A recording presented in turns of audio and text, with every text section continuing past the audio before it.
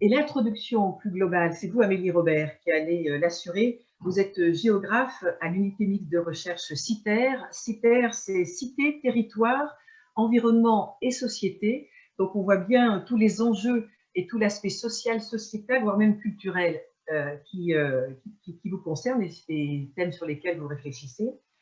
Amélie Robert, alors, on parle en effet de passion lorsqu'il s'agit de parler du peuplier. C'est quand même étonnant, c'est rare que l'on parle de passion lorsque l'on parle d'une production entre forêt et agriculture. Expliquez-nous un petit peu d'où vient cette passion et est-ce que justement les débats vont être passionnants selon vous? En tout cas, vos recherches le sont-elles? Alors oui, merci. Effectivement, les débats sont passionnants et le sujet de recherche est véritablement passionnant parce que notamment il s'agit d'un sujet qui passionne les différents acteurs sociétaux. Et donc c'est un peu ce que je vais tenter de vous expliquer autour de ma présentation. Pourquoi est-ce qu'on a ces débats qui effectivement sont passionnés. Alors, j'ai été un petit peu surprise parce qu'en fait, la question des enjeux paysagers à la question qui a été posée, donc aucun des personnes présentes n'a considéré qu'il y avait un enjeu paysager fort, c'est plutôt des enjeux environnementaux et économiques qui ressortent. Alors, dans la zone que j'étudie, en revanche, l'enjeu paysager ressort davantage et peut expliquer notamment être une des raisons de ces débats passionnés. J'enchaîne du coup sur ma présentation. Merci. Donc, cette question des passions qui entourent la populiculture, hein, c'était Paul Arnoult qui l'avait posée, donc qui devait normalement introduire cette journée, donc que j'ai l'honneur de remplacer aujourd'hui, donc qui est géographe comme moi. Et effectivement, cette question des passions, on l'aperçoit parce qu'autour des peupliers, de la populiculture, on a des préjugés qui apparaissent, des controverses, des débats qui peuvent parfois être relativement houleux, voire même des conflits. Et pourtant, il y a un dialogue qui peut aussi s'instaurer, hein, qui est possible, qui est même profitable. Le projet du peuplier pour l'avenir qui a été conduit dans la région, dans le Val-de-Loire. Donc, c'était un projet qui était porté par le CRPF Île-de-France Centre-Val de Loire et qui a été financé par le ministère de l'Agriculture. Il montre qu'effectivement, ce dialogue, il est possible, il est profitable et j'espère qu'il en sera de même à l'issue de cette journée, que cette journée le montrera, mais je n'en doute pas. Donc, ce projet, en fait, c'est dans ce cadre-là que j'ai mené notamment mes recherches, donc en me concentrant sur le Val-de-Loire, qui est une des régions, un des bassins populicoles, un des 3 bassins populicoles. Et donc, ma question, eh bien, c'était notamment comment expliquer ces débats, ces oppositions. Est-ce que c'est vraiment que l'affaire de passionnés, la populiculture, et qu'est-ce qu'en pensent les personnes qui n'ont pas forcément de parti pris dans les débats, donc notamment les riverains et les touristes. Donc, pour comprendre cette passion qui entoure la populiculture, il me semble important de revenir sur l'histoire, sur le poids des héritages, qui explique aussi en partie ces passions. Et puis, c'est aussi important de s'intéresser aux différents regards, aux arguments de chacun pour essayer de comprendre un peu les raisons sous-jacentes. Alors, je vous propose une présentation en 2 parties. La première sur l'essor de la populiculture, en voyant qu'en fait, ça a engendré une fermeture paysagère brutale et c'est ce qui explique aussi pour partie les passions que ça engendre. Et puis, il y a également, donc, dans la deuxième partie, on verra qu'il y a peut-être aussi des préjugés qui apparaissent, mais qu'il importe de s'attarder un peu sur le regard de chacun et plus particulièrement donc, sur ce regard des touristes et des riverains qui n'ont pas forcément de parti pris, mais qui ont peut-être par contre des préjugés. Alors, l'essor de la populiculture, la populiculture, elle s'est surtout développée au lendemain de la Seconde Guerre mondiale. Alors, dans mon secteur d'études, le Val-de-Loire, on a des peupleraies qui étaient déjà préexistantes dès les années 30. Pourtant, c'est bien au lendemain de la Seconde Guerre mondiale qu'on a véritablement eu un essor dans un contexte de déprise agricole, de recul de l'élevage. Parallèlement, on a le Fonds forestier national qui apporte des aides, donc le Fonds forestier national qui a été créé dès 1946, dans un objectif de redynamisation de la filière bois-forêt. On est aussi dans un contexte où les cours du bois de peuplier sont assez élevés, et donc ça engendre un essor rapide, mais dès lors, une transformation brutale des paysages, du cadre de vie, cadre de vie auquel les populations sont souvent attachées, et donc ce qui va générer aussi, ce qui va concourir à avoir des oppositions par rapport à la polyculture, qui va être perçue finalement comme une menace qui s'étend et qui vient fermer les paysages. Alors, pour autant, sans ces peupleraies, on aurait de toute façon eu une fermeture des paysages, des changements paysagers, puisqu'on a une déprise agricole qui engendre finalement un enfrichement et donc des changements paysagers. Mais finalement, la polyculture, eh bien, elle vient un peu matérialiser aussi cette fermeture des paysages, mais à travers cette fermeture des paysages, elle matérialise aussi et surtout des changements socio-économiques. On a finalement la fermeture des paysages, ce que nous dit Sophie Le Floch, par exemple, c'est qu'elle manifeste une mort sociale de la société rurale. C'est l'arrêt de l'agriculture, le recul de l'agriculture, et donc une mort sociale de cette société rurale basée sur l'agriculture. Et c'est un peu ce que matérialise en fait la fermeture des paysages, dont les peupleraies qui s'inscrivent dans ce contexte. Et finalement, les peupleraies, elles vont cristalliser des débats qui vont les dépasser. Et si elles vont cristalliser ces débats, c'est aussi parce que la polyculture, c'est aussi une filière qui est structurée et contre qui on va aussi pouvoir porter ces griefs. Donc, si on voit là dans une photo dans le Val-de-Loire, on voit qu'on a effectivement une fermeture. Donc, normalement, on devrait voir la Loire ici. Mais en fait, on a une fermeture des paysages avec des boisements, mais qui ne sont pas que des peupliers, qui sont en fait surtout des boisements spontanés. Et c'est en fait surtout un enfrichement plus que la polyculture qui explique, en tout cas dans ce paysage-ci, la fermeture des paysages. Alors, dans la zone d'étude que je considère, donc le Val-de-Loire, les enjeux paysagers, ils sont particulièrement forts parce qu'on est dans un site inscrit sur la liste du patrimoine mondial de l'UNESCO, le Val-de-Loire, depuis 2000. Et donc, il y a des enjeux économiques parce qu'il y a des enjeux touristiques aussi qui vont y être associés. Donc, on est sur deux régions, région Centre-Val-de-Loire et Pays de la Loire, qui sont marquées par l'importance du tourisme de manière globale, mais aussi axée particulièrement à proximité de la Loire, avec notamment la Loire à vélo, qui est une véloroute qui va longer la Loire. Donc, et dans ce contexte, les communes ont pu considérer que la polyculture venait finalement un peu dénaturer les paysages. Et donc, comme on peut le voir, certaines communes se sont positionnées contre les peupleraies, demandant même au préfet d'interdire le développement de nouvelles peupleraies. Et c'est ce que l'on perçoit parfois sur certains panneaux à destination des touristes, alors de manière plus ou moins évidente. Là, par exemple, c'est une commune qui souligne le fait que certes, on a une peuplerais, mais qui va disparaître pour laisser place à une végétation spontanée. À l'inverse, on a aussi d'autres communes qui vont communiquer auprès des touristes en mettant en avant leur peuplerais comme un espace de biodiversité où on peut y retrouver aussi d'autres végétaux, mettant en avant la peuplerais, notamment en intitulant même certains sentiers de randonnée par le nom peuplerais. Donc, on a des positionnements qui sont quand même assez variables, mais on a quand même plusieurs communes qui ont souhaité se positionner contre les peupleraies à travers leurs plans locaux d'urbanisme. Elles ont souhaité limiter le développement des peupleraies. Certaines sont allées plus loin, notamment dans les basses vallées angevines, à proximité d'Angers, où c'est une réglementation des boisements qui a été mise en place, notamment, alors là, plus pour des enjeux de biodiversité en lien avec le classement du site en Natura 2000. Et donc là, c'est des secteurs qui étaient considérés comme interdits de boisement, comme réglementés, ou bien où on pouvait planter de manière libre des peupleraies.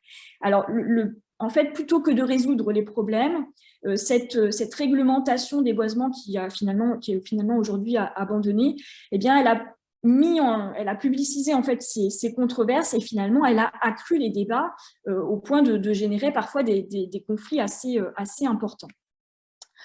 Alors, il faut dire que effectivement, la polyculture, comme elle s'est développée très vite, il y a eu aussi parfois des plantations qui ont pu être faites sur de mauvaises stations, des plantations qui ont pu ne pas être forcément bien entretenues, qui ont donc conduit à des échecs, parfois à l'abandon, comme on peut le voir sur cette photo d'une peuplerais abandonnée.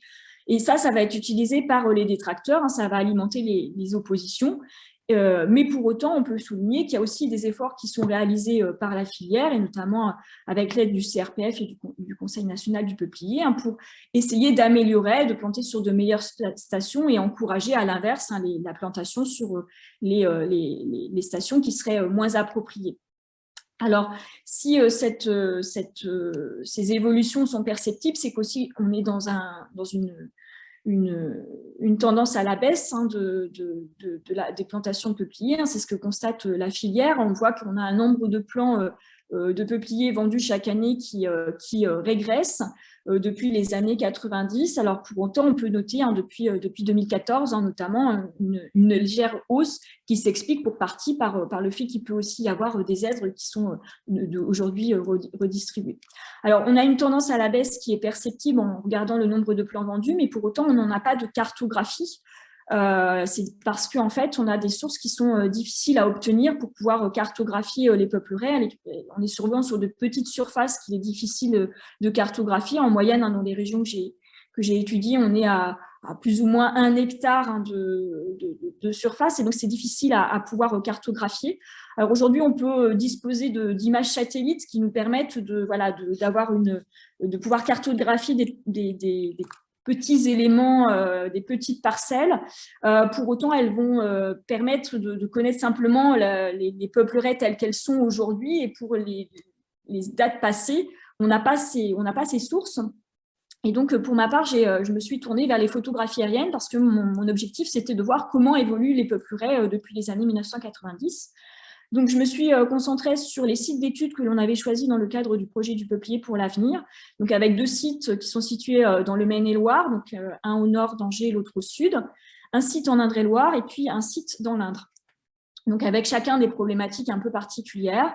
Alors ce que l'on perçoit, hein, c'est qu'on a des peupleraies qui sont relativement dispersées, plutôt proches des cours d'eau, hein, ici la Loire, mais aussi ses affluents. On retrouve la même chose hein, dans les basses vallées angevines, ici au nord d'Angers, hein, avec une dispersion peut-être plus importante, hein, et que l'on retrouve hein, sur ces photos-là. On voit qu'on a des peupleraies qui sont relativement dispersées sur le territoire. On retrouve la même chose en Indre-et-Loire, donc là, le long de la vallée de l'Indre, mais avec une plus forte concentration peut-être. On a des peupleraies qui sont un peu plus concentrées ici, à la confluence entre l'Indre et puis la Loire.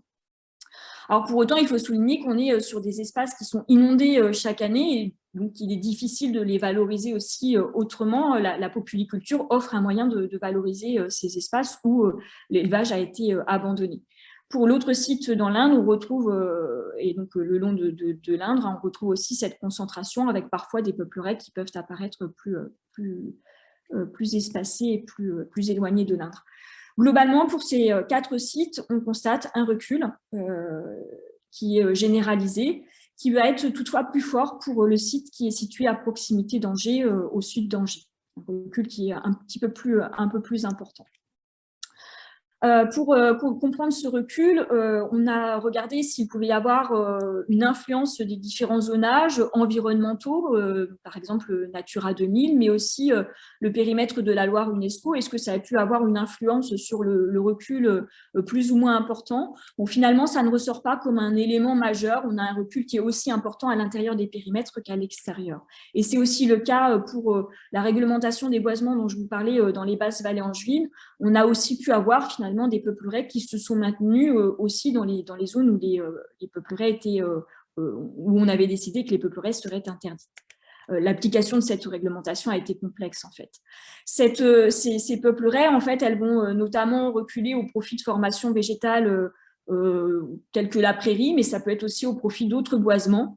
Et donc là, notamment, c'est le cas des enfrichements. Je passe très rapidement parce que j'ai une présentation qui est assez longue et je ne voudrais pas déborder sur le temps.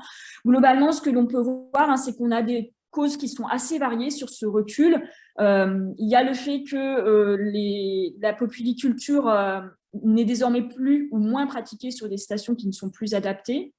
Il y a le fait qu'on va moins planter, on va moins tenter de planter parce que le prix du bois de peuplier a plutôt stagné, même si on observe une légère hausse depuis 2017. Et puis surtout, on a aussi des difficultés rencontrées par les populiculteurs qui vont se heurter à des aléas qui vont compromettre finalement leur investissement de départ. C'est les tempêtes, c'est les maladies, mais c'est aussi les ravageurs, puisqu'on a Niger, le chevreuil, et puis dans mon secteur d'études, c'est aussi le castor qui compromet aussi la populiculture sur certaines parcelles.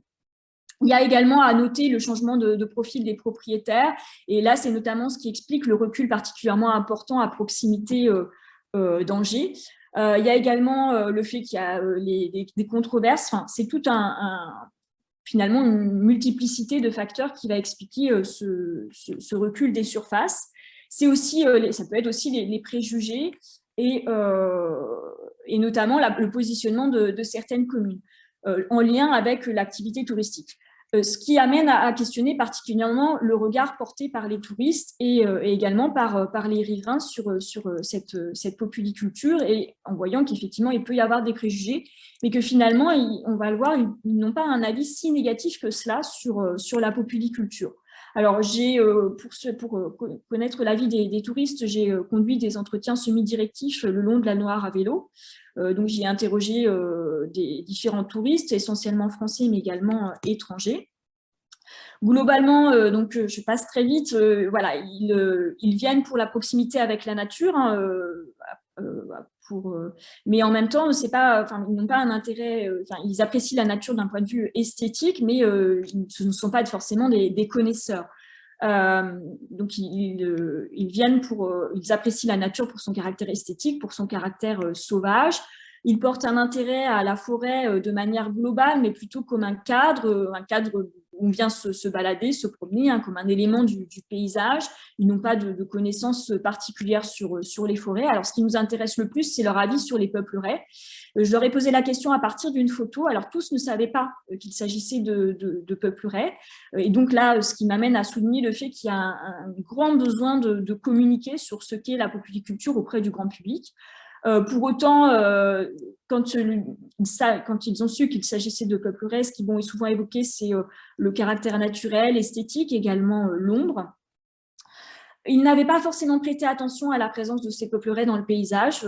Pour eux, ce n'est pas quelque chose qui les a marqués, même s'ils en avaient pourtant croisé le long de leur trajet, le long de la Loire à vélo. Et ce qu'ils remarquent surtout, c'est que pour eux, ce n'est pas naturel parce que c'est rectiligne, parce que c'est aligné. C'est vraiment un élément fort qui ressort souvent dans les entretiens. Pour autant, pour ces touristes, les peupleraies, elles font partie du paysage. Pour eux, c'est préférable à la friche. Et pour eux, ça renvoie également à une idée de production, de rentabilité. Hein. Donc, c'est pour la production de bois, c'est pas trop naturel, ça sent l'exploitation. Voilà, c'est des choses qui reviennent assez souvent. Mais globalement, voilà, c'est plutôt un élément du paysage qui est apprécié, ou bien sinon, ils y sont indifférents. Si c'est apprécié, c'est plutôt pour l'ombre, parce que les entretiens ont été conduits l'été, donc forcément, les touristes recherchaient un peu l'ombre. Ce qui est souligné aussi, c'est que c'est important pour la planète, et ça, c'est quelque chose qui émerge aussi de plus en plus. Pour ce qui est des avis plus négatifs, eh bien, c'était plutôt du genre, c'est pas brillant, c'est pas la nature, on a planté pour faire des allumettes. Donc, cette idée de production qui ressort. L'idée donc que c'est pas de la forêt aussi, parce que c'est planté. Donc, une remarque que j'ai trouvée assez significative, c'est une dame qui me disait que la peupleraies, finalement, c'est le HLM de la forêt. C'est pas tout à fait de la forêt. Et globalement, les touristes étaient très demandeurs de l'usage. Qu'est-ce qu'on fait avec le bois de peuplier? Je leur ai demandé ce qu'ils préféraient comme type de peuplerie en leur montrant différentes plantations. Et globalement, ce qui ressort, c'est plutôt des peupleraies qui ont une apparence plus naturelle, donc avec un sous-bois plus développé, ou bien des peupleraies qui vont être plutôt abandonnées parce que c'est moins rectiligne, parce que c'est plus naturel, parce que c'est plus fouillis. Pour autant, il y a aussi des peupleraies avec un sous-bois moins développé, donc qui serait avec où on va souligner que c'est plus aéré, c'est plus propre. Voilà, ça dépend aussi un petit peu des réponses, c'est plus symétrique. Ça peut être aussi apprécié par certains touristes. Pour ce qui est des riverains, globalement, ils soulignent, alors ils ont un avis plutôt partagé sur les peupleraies. Une petite majorité va souligner que c'est plutôt de la culture parce que c'est planté, que c'est entretenu, mais pour certains, ça peut être aussi, la peupleraie peut aussi être définie comme une forêt. Pour le lien avec le paysage, ils ont plutôt un avis mitigé, et les avis négatifs, ça va être lié à l'alignement des arbres. Mais en même temps, ça peut être aussi souligné comme un intérêt, hein, en lien avec l'alignement, peut être aussi vu comme, du point de vue esthétique comme quelque chose d'intéressant, de beau. Pour le lien avec l'environnement, là, l'impact positif est largement admis. Et là, c'est en lien avec le changement climatique parce que ça va participer à l'absorption du dioxyde de carbone. Donc, ça va permettre de réduire le gaz à effet de serre. Les avis négatifs sont bien moins importants et souvent vont être aussi empreints de préjugés sur le fait que bien là, ces peupliers va pomper beaucoup d'eau, ça va aggraver la sécheresse, ça va appauvrir la biodiversité.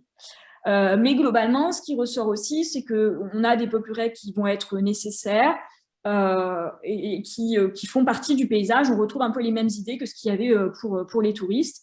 Ce qui peut poser éventuellement problème, c'est l'exploitation, parce que ça va créer un vide au moment de l'exploitation. Sur les photos préférées, donc, quel type de peupleraies serait préféré? Là, c'est un peu plus partagé, en fait, entre des peupleraies qui paraîtraient plus naturelles, avec un sous-bois plus développé, et puis d'autres qui soulignent aussi leur intérêt pour des peupleraies marquées par ces alignements qui sont aussi considérés comme étant esthétiques par certains. Pour les riverains, on leur a également demandé quelle répartition spatiale serait préférable, et globalement, ils sont plutôt favorables à une dispersion des peupleraies dans le paysage plutôt qu'à une concentration. Les mêmes questions ont été posées plus généralement dans le cadre d'un questionnaire qui portait sur les plantations forestières dans leur ensemble. Donc, on retrouve les mêmes préférences en termes de plantation. Ce qui est intéressant, c'est que les avis sont partagés là aussi sur est-ce qu'il faut augmenter ou réduire plutôt les plantations forestières dans leur ensemble. Par contre, donc les avis sont partagés. Par contre, une large majorité considère qu'il faut améliorer, qu'il faut des mesures pour améliorer. Et notamment, les améliorations envisagées, c'est utiliser moins d'intrants, laisser le sous-étage se développer, mélanger les espèces, alterner les années de plantation. Favoriser éventuellement d'autres modalités de plantation, par exemple l'agroforesterie, et à l'inverse, éviter encore les concentrations. C'est vraiment quelque chose qui n'est pas plébiscité comme solution. Donc là, c'est un exemple de sylvopastoralisme qui est déjà présent dans les paysages. Donc globalement, on a des avis qui sont mitigés sur les peupleraies pour ce qui est des touristes et des riverains. On a souvent des idées reçues quand même qui apparaissent, et ce qui peut être souligné, c'est la nécessité de communiquer. Et donc des journées comme celle d'aujourd'hui, je pense, apportent un grand nombre de réponses. Donc les principales critiques, c'est l'alignement des arbres, mais de plus en plus, on va avoir des idées positives qui vont être associées à la populiculture, et notamment en lien avec le changement climatique. On va avoir des préconisations qui sont attendues pour des plantations qui soient plus naturelles. C'est vraiment ce qui ressort, l'idée qu'il faudrait que ce soit plus naturel. Donc là, ce sont en conclusion, ce sont des recherches que je mène, mais qui se poursuivent, qui ont déjà donné lieu à de premiers débats et qui ont permis de voir qu'effectivement, on peut avoir des débats passionnés, des préjugés, des idées reçues, mais aussi des questions qui émergent, et notamment du grand public, qui est désireux d'avoir plus de connaissances sur les différents enjeux, des enjeux qui nécessitent c'est ce regard croisé que l'on va avoir aujourd'hui. Très, très rapidement, je pense que les différentes interventions vont permettre d'apporter un certain nombre de réponses, notamment sur les idées reçues, avec l'intervention d'Éric Pariassa qui va nous montrer qu'on a effectivement des pratiques qui ont évolué au niveau de la populiculture. Pour ce qui est de la biodiversité, il y a aussi de nombreux préjugés qui peuvent apparaître, mais avec des évolutions, on perçoit aujourd'hui qu'il peut y avoir une biodiversité associée aux peupleraies, et donc c'est ce qu'on va voir avec Yann Dumas.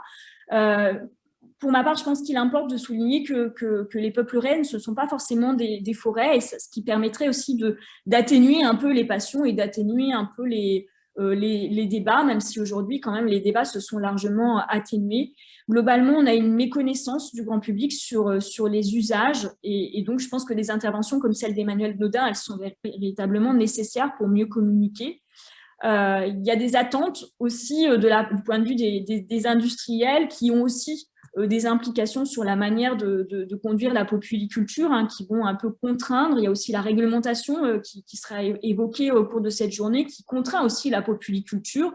Pour autant, il importe aussi d'imaginer de nouvelles formes de plantation, peut-être, comme l'agroforesterie, le sylvopastoralisme, qui peuvent apparaître comme des formes complémentaires. Il y a aussi les alignements, je crois, qui seront évoqués par Nicolas Bobo au cours de la journée, qui peuvent aussi être une solution. Globalement, en tout cas, peut-être éviter plutôt les concentrations et diversifier pour relancer la filière, les plantations hein, qui connaissent un recul et avec des aides hein, qui aujourd'hui permettent eh bien, d'atténuer un peu ce recul qui pouvait y avoir. Donc, si les débats ont pu être passionnés par le passé, c'est moins le cas aujourd'hui. Il y a moins d'opposition, on perçoit moins la populiculture comme une menace aussi parce qu'il y a cette évolution. Et globalement, c'est aussi parce qu'il y a des évolutions hein, qui ont été faites de chaque côté. On s'oriente de plus en plus vers une gestion plus durable de la populiculture. On reconnaît de plus en plus qu'il peut y avoir aussi une biodiversité associée, qu'il y a aussi un besoin en ressources parce que la populiculture apporte aussi des ressources locales biosourcées. Et en tout cas, eh bien, je pense que cette journée montre qu'il y a un dialogue qui est engagé, qui se poursuit, qui est nécessaire et qui permet de montrer tous ces enjeux autour de la populiculture et de l'intérêt pour les territoires. Voilà, je vous remercie de votre attention. J'espère ne pas avoir trop dépassé. Pas du tout, vous êtes dans les temps, Amélie. Finalement, vous soulevez la multifonctionnalité de la forêt avec en effet de plus en plus depuis des années le partage de ce lieu. On retrouve un petit peu les mêmes enjeux qu'avec les sapins, avec les mêmes critiques. Et il est vrai qu'il y avait quelqu'un qui réagissait en disant il ne parle pas du tout d'économie. Pour le grand public, il y a vraiment nécessité de communiquer parce que on veut en effet des forêts, mais on veut aussi des maisons en bois, mais on ne veut pas couper. Enfin, on retrouve toujours voilà ce type de discussion. Et on a le sentiment que dans la filière bois, au sens large, généralement, il y a vraiment un manque de communication. Et ça fait des années. Est-ce qu'on va réussir quand même à avancer là-dessus? Est-ce qu'on avance vraiment là-dessus? Alors, effectivement, je pense qu'il y a une grosse problématique qui apparaît pour la populiculture, mais plus globalement pour la filière bois-forêt. C'est le décloisonnement entre, d'un côté, la forêt et puis de l'autre, le bois, au niveau du grand public, au niveau de la société, où on veut du bois parce que ce sont des ressources biosourcées, durable, mais en même temps, effectivement, on ne veut pas que la forêt soit exploitée et il y a effectivement cette idée que il faudrait communiquer davantage sur le côté économique et la nécessité de ce côté économique dans la filière bois-forêt, ça ressort effectivement. Pour autant, il y a peut-être des évolutions qui sont en cours et un des leviers, je pense, c'est le changement climatique et notamment ces ressources biosourcées qu'apporte la forêt, où là, on peut peut-être avoir voilà, un point d'évolution qui peut permettre de souligner un peu plus le lien entre, certes, économie, mais aussi orienté du point de vue environnemental, puisque c'est aussi un intérêt environnemental. Parce qu'on a le sentiment qu'on communique quand même sur cet aspect environnemental, notamment avec la captation du CO2, etc., et que ce volet économique est maintenant nécessaire, voire indispensable pour qu'on avance aussi vis-à-vis de ce grand public et de tout ce que vous avez dit précédemment dans le cadre de votre intervention. Et en même temps, ils sont très, très, très demandeurs. Enfin, moi, pour les touristes que j'ai pu interroger, ils étaient vraiment demandeurs sur qu'est-ce qu'on peut faire, en fait. Alors, je sais que la filière communique, mais voilà, peut-être qu'il faut varier les moyens de communication. Alors Amélie, vous êtes un petit peu notre grand témoin de cette journée, donc n'hésitez pas à intervenir tout au long enfin, de cette journée, de cette matinée, à intervenir éventuellement au long de cette matinée suite aux différentes interventions.